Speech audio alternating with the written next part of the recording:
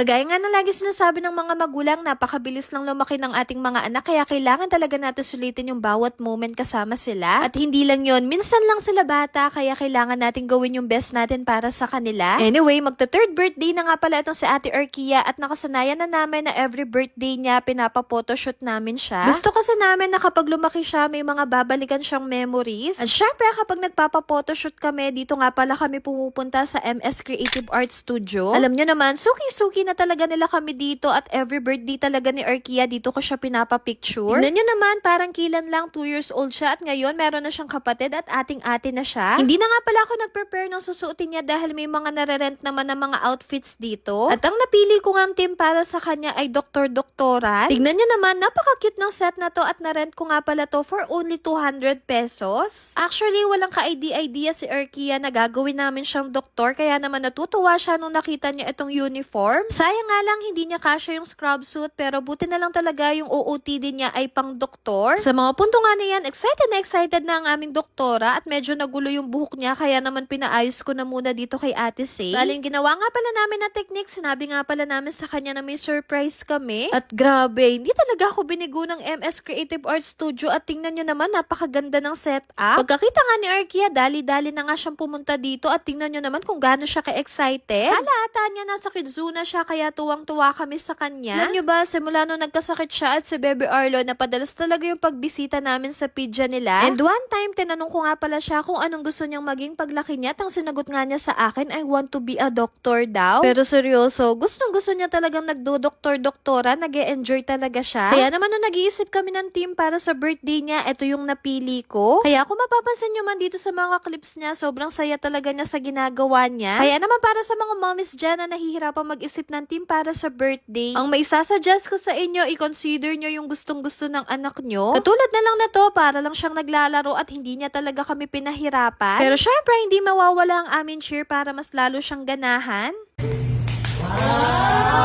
Smile ka dati, smile.